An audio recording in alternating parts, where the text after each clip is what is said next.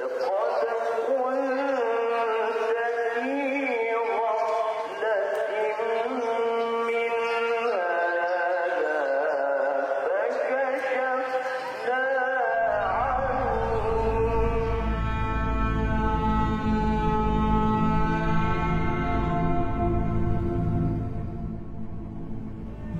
Aceh, kota di ujung barat Indonesia, menyimpan kisah tentang peristiwa alam yang menguji keteguhan masyarakatnya.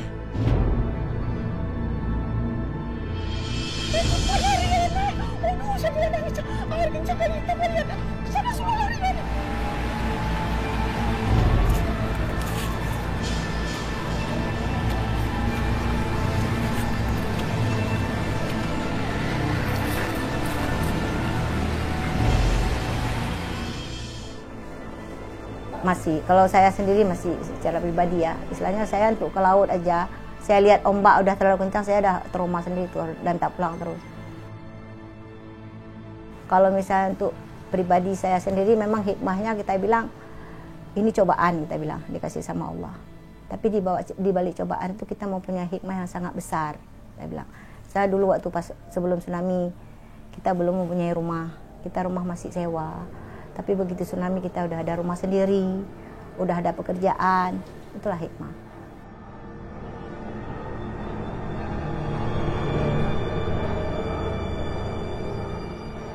Saya nikah di situ. Saya nikah di situ. Di tempat saya melarikan diri, saya nikah di situ. Sebagai anak yang SD kelas 6 yang melarikan dari tsunami, kemudian ternyata sudah remaja dan akan melanjutkan hidup, kemarin lari dari bencana agar hidup. Kemudian saya menikah agar melanjutkan hidup. Jadi menurut saya kisah saya pas lihat di masjid itu, akhirnya saya di sini tempat saya melarikan diri, tempat saya nyaman, berlindung. Kemudian saya menikah akan melanjutkan hidup seperti itu.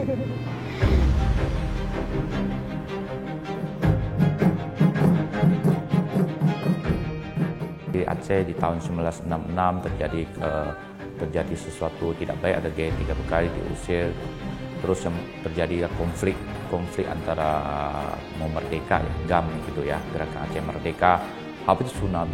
So lihat negara ini bertubi-tubi, begitu banyak bencana datang, bertubi-tubi.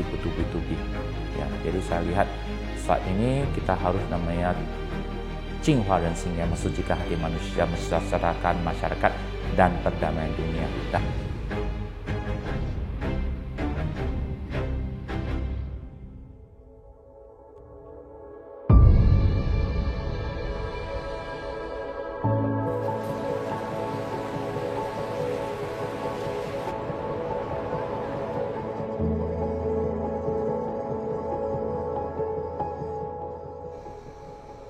Dahsyatnya gempa bumi dan gelombang tsunami menerjang hampir seluruh wilayah Provinsi Aceh. Aceh adalah wilayah pertama yang merasakan dahsyatnya kekuatan gelombang tersebut dan mengalami dampak paling parah dengan menelan lebih dari 200.000 korban jiwa. Dampaknya juga dirasakan oleh 17 negara di sekitar Samudra Hindia. Waktu itu saya sedang berada di Jayapura ketika tsunami menghantam Aceh dan Nias. Sebelumnya saya meninjau daerah bencana di Nabire, kemudian saya menghadiri perayaan Natal yang dilaksanakan di Jayapura. Ketika mendengar berita ini, meskipun masih belum lengkap karena alat komunikasi di Aceh dan Nias putus, Aceh Nias lumpuh total, sepotong-sepotong. Tapi saya punya intuisi bahwa ini serius. Malam harinya saya bikin sidang kabinet darurat karena sejumlah menteri mendampingi saya. Saya harus segera datang. Kalau saya datang, saya bisa melihat langsung, bisa mengambil keputusan, dan bisa take actions. Di situ mulai istilah tanggap darurat dulu. Tanggap darurat itu ialah bagaimana memberikan makanan, kesehatan, dan tempat tinggal sementara bagi orang. Nah, itu 3 hal itu yang kita langsung rencanakan segera, bagaimana pemerintah membantu dalam keadaan darurat seperti itu, dan itu tidak mudah dalam keadaan kondisi seperti itu. Maka dibutuhkanlah bantuan seluruh Indonesia dan juga dunia.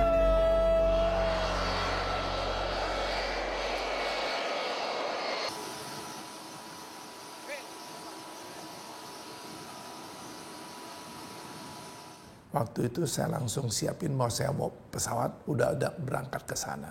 Aturlah semua relawan sama keperluan obat-obatan atau makanan sebagian kecil naik pesawat. Sepanjang jalan itu bayi punya jasad sama orang tua punya semua kembung-kembung itu semua jalan. Di sungai semua kembung-kembung jalan masih belum diambil, belum diberesin.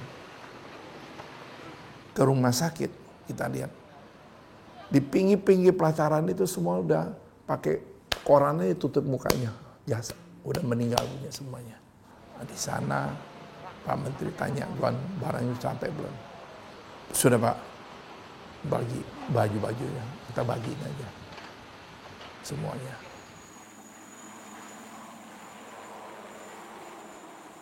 Tentu saya pikirkan itu bahwa kalau kita nanti mengadakan rehabilitasi dan rekonstruksi tanpa keamanan, tidak mungkin. Jadi karena itu pada saat yang bersamaan melaksanakan dua hal, rehab tanggap darurat dan kemudian rencana rehabilitasi Aceh secara bersamaan, bagaimana melaksanakan perdamaian. Waktu itu saya bilang enggak, pasti juga teman-teman yang waktu itu di GAM ya juga memahami bahwa ini rakyat Aceh yang kena. Jadi turut membantu malah secara tidak langsung mengamankan itu. Bantuan-bantuan itu dan bantuan juga untuk mereka juga. Ya, dan mereka tidak apa-apa, saya bilang kasih aja semua. Ya, kan mereka juga manusia biasa yang kena korban. Lembaga kemanusiaan di berbagai negara, termasuk Yayasan Buddha Seci Indonesia, bahu-membahu membangkitkan solidaritas membantu Aceh. Bantuan tanggap darurat hingga penyediaan perumahan layak huni digagas atas nama kemanusiaan. Dan semua NGO dikumpulin. Kamu beresin apa semua bagi. Pembersihan gimana, tenda gimana, makanan gimana, udah bagi. Tahap rumah itu udah tahap ketiga lagi. 7 bulanan baru rumah mau dibangun. Kita kan lihat, jadi ada PD 3 tempat kan. Banda Aceh, Melabu, sama Nehen. Jadi kita lihat, kita cari tempat yang memang ada mau kering, master kasih garis. Lu jangan dekat laut lagi, cari tempat yang agak tinggi. Atas nama pemerintah dan negara Republik Indonesia, saya mengucapkan terima kasih dan penghargaan yang setinggi-tingginya kepada Yayasan Buddha Suci Indonesia. Bahwa dalam rehabilitasi dan rekonstruksi ini, Yayasan Buddha Suci Indonesia juga berkontribusi dalam pembangunan rumah yang saya lihat baik, dengan tata lingkungan yang baik, manusiawi yang diharapkan bisa mencapai 3.700 rumah nantinya. Itu tidak pernah saya lupakan, kontribusi, partisipasi, dan bantuan dari Yayasan Buddha Seci yang dilaksanakan di Aceh datang tepat pada waktunya dan diperlukan. Sehingga rasanya kesetiakawanan tinggi dan yang real seperti Yayasan Buddha Suci itu yang betul-betul datang melihat keadaan, ingin membantu, berkomunikasi dengan pemerintah, termasuk bertemu dengan saya, dan akhirnya melakukan sesuatu yang sangat konkret. Menurut saya itu bagian dari solusi, bagian dari membangun kembali Aceh. Saya suka dengan namanya, Rumah Cinta Kasih. Negeri ini akan damai, negeri ini akan aman, kalau di antara kita membangun sikap saling sayang menyayangi, saling mengasihi, saling mencintai, rukun sesama bangsa Indonesia, tidak boleh terkotak-kotak karena identitas.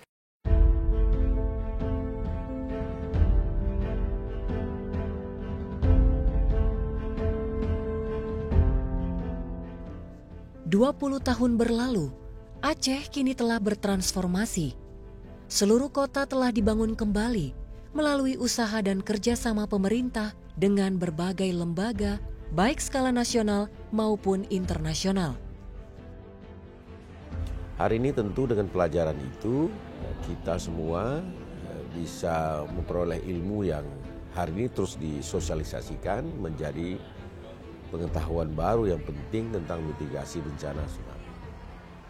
Kemudian berikutnya juga pelajaran bagaimana masyarakat Aceh bertahan dari duka yang dalam, kemudian menjadi semangat yang luar biasa untuk kembali bisa menghadapi tantangan dan kesedihan itu, sehingga bisa terus maju, mengembangkan diri, membangun kembali, bahkan kita sebut sebagai build back better, ya, membangun kembali dengan lebih baik.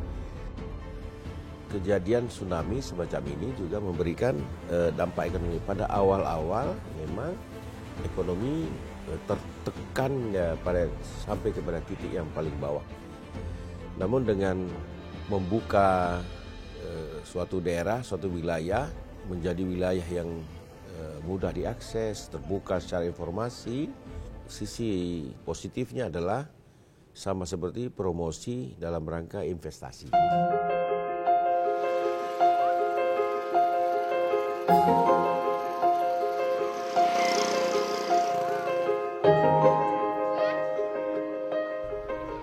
"20 tahun lalu, Meka Nora bersama anak-anak korban tsunami lainnya menghabiskan waktu di tenda pengungsian yang didirikan Seci.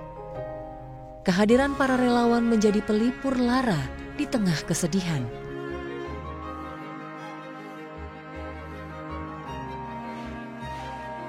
Namun kini, cerita itu telah menjadi kenangan yang tak terlupakan dalam perjalanan hidupnya.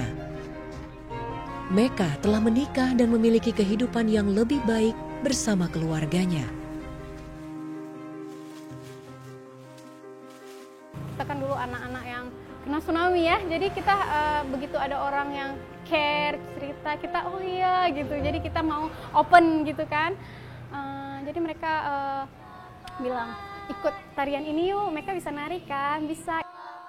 Jadi kami nari tari saman, tari segala macam Aceh kami tarian. Kemudian diajarkan tarian isyarat sama mereka yang dari Seci. Assalamualaikum. Walaupun sudah besar kita ketemu, hey Meka, gitu. Jadi kayak, oh mereka masih care. Saya juga nanya apa kabar, gimana semuanya, baik gitu. Jadi masih menjalin hubungan yang baik karena awal kesannya emang udah baik gitu kan, care gitu. Jadi itu yang membuat kami tuh terkesan. Jadi kita bertemu sama orang-orang dari status yang berbeda, cerita yang berbeda, dari cerita si A, cerita si B, mungkin lebih kayak saya bilang tadi, dia mungkin lebih sedih ceritanya, tapi kita juga ini jadi sama-sama membaur, berbagi kisah, kemudian bersama-sama, kemudian membangun suatu ini kan yang awalnya tadi tidak kenal, membangun suatu perumahan agar jadi suatu kerukunan warga, itu membahu-membahu kembali, menyemangati kembali gitu kan, membantu masyarakat yang warga-warga yang kemarinnya sedih. Jadi saya pikir perumahan ini adalah seperti membangun kewargaan lagi lah sama-sama masyarakat di sini.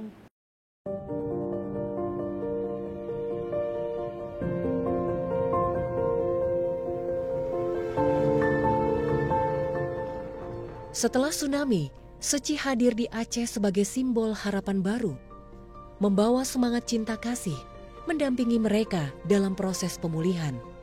Tidak hanya secara fisik, tetapi juga batiniah masyarakat Aceh.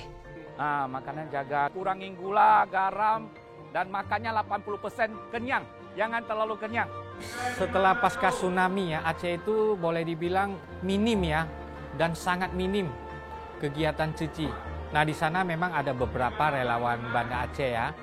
Dan juga di Birun ikut melakukan kegiatan, kebanyakan tanggap darurat. Boleh dikatakan 90% hanya kegiatan tanggap darurat. Belum ada pembinaan terhadap relawan. Jadi saya ingat Supandi Susung ini kan punya janji ke Master akan membangun 10 titik di Aceh. Tapi dia takkan mampu. Bukan dia gak punya semangat, kekuatan atau tekad, tidak. Dukungan Medan itu kurang dan nggak bisa salahkan Medan karena Medan nggak tahu medannya Aceh itu seperti apa. Medan nggak tahu situasinya seperti apa karena tidak ada yang terjun. Medan hanya tahu Supandi Susung punya tekad. Nah, jadi perlu ya satu puzzle yang kurang itu kita lengkapi. Ini struk ringan ya, masih bisa jalan gitu di rumah. Kita aktif, pelan-pelan digerakkan, biar darah pembuluh darahnya jalan gitu. Sejak Sucheng Susung 2021 atau 2022 gitulah beliau datang, dan saya juga punya tekad ya, banyak tekad ketemu beliau terus.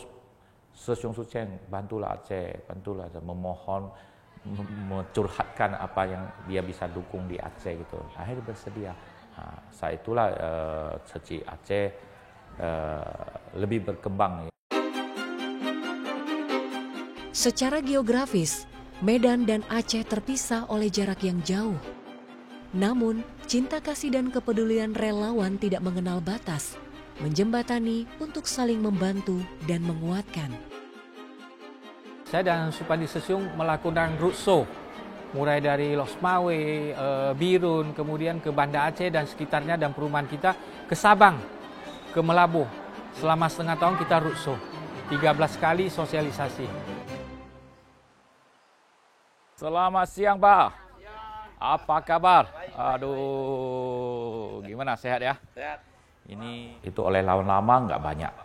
Saya harus door to door meyakinkan para donatur yang setiap bulan menyumbang, ajak mereka bergabung menjadi relawan Abu Putih. Kita lihat lagi ada orang-orang dari organisasi lain, misalnya dari gereja atau apa yang suka beramal.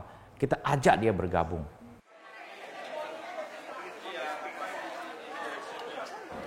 Jadi di Cuci itu kita mengajarin orang ya, bukan hanya mengajarin orang mengambil manfaat, tapi mengajarin orang agar juga bisa meneburi manfaat. Di sanalah yang sering disebutkan tangan kita di mana kita balik ya. Nah itu demikian juga Cuci Aceh. Sampai satu hari nanti mereka harus mandiri lepas dari Medan, dan saya yakin itu sudah on the track. Nilai kebajikan yang ditanamkan Seci di Aceh menginspirasi lahirnya relawan-relawan baru. Mereka yang dahulu menerima bantuan, kini turut berkontribusi, menjadikan semangat kebajikan ini terus menyebar dan berkembang. Orang pertama yang bantu masyarakat Aceh, inilah Seci. Yang bantuan, istilahnya dia betul-betul bantu dari nol sampai terakhir. Dia jaga. Kalau yang lain bantu, udah lepas. Tapi kalau Seci ini dijaga kami. Begitu dikasih rumah, udah tuh dia pantau. Ini rumahnya dijual enggak? Ini rumahnya dialihkan enggak? Inilah yang menyentuh kali saya itu. Hikmahnya memang luar biasa kita bilang. Sampai sekarang nih saya ada di sini dan saya mau bantu masyarakat pun karena dari istilahnya dari kita udah merasakan kebahagiaan mendapat rumah, apa salahnya sekarang kita bantu orang lain lagi.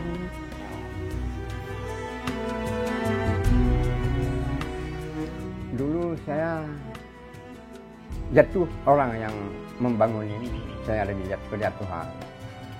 Udah berdiri kita harus membalas itu juga. Yang jatuh kita bangunin juga. Kalau seandainya tidak ada Seci, mungkin kami masih berada di bawah-bawah tenda tempat-tempat lain. Gitu. Waktu itu ya. Nah, untung ada Seci yang membantu kami di sini. Sampai sekarang, dari 2006 sampai 2024 ini masih bersama Seci. Banyak sekali itu pembahagian sembako.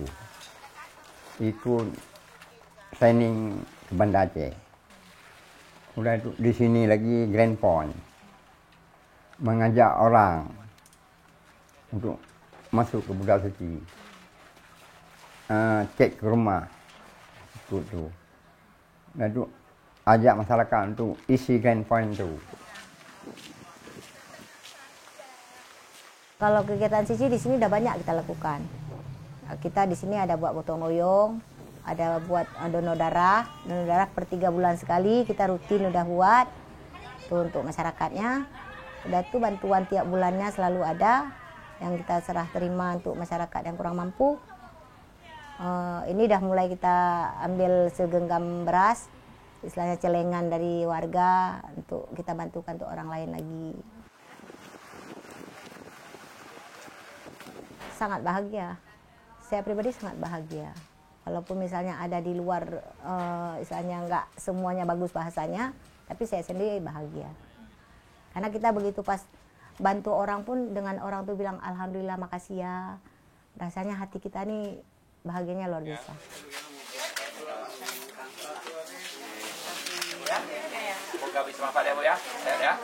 Yang senang saya tadi itulah. Itu gembira itu. Kenapa? Waduh sudah dibawa nih orang yang janda-janda itu semua dapat. Yang kurang mampu juga dapat. Karena kenapa? Kita udah duluan merasakan itu. Orang itu kadang-kadang waktu kita dapat senang juga. Oh besok kita. Hari ini dia. Ada juga yang berpikiran begitu. Karena kenapa? Hatinya baik. Kalau baik pasti dapat. Jadi hari ini kita dikasih kesempatan, kita akan mengecat lagi. Ini gerbang tidak terasa ya, sudah 20 tahun. Ya, gerbang. Aceh memang mengalami dampak yang mendalam akibat bencana tsunami. Namun solidaritas dunia telah membuktikan bahwa di balik bencana terdapat persahabatan dan kepedulian yang melampaui batas-batas negara. Kini, dengan semangat kebersamaan, masyarakat Aceh terus berupaya bangkit dan membangun kembali masa depan yang lebih baik di bumi Serambi Mekah. Jadi saya yakin Indonesia kan udah diajar leluhur kan mengenai gotong royong kan udah bagus sekali. Saya yakin kalau misalnya kita bisa bersama-sama menjalankan itu, ajaran leluhur kita, menjalankan itu, saya rasa Indonesia makin ke depan kan makin bagus kan. Ayo marilah kita sama-sama menjalankan ini.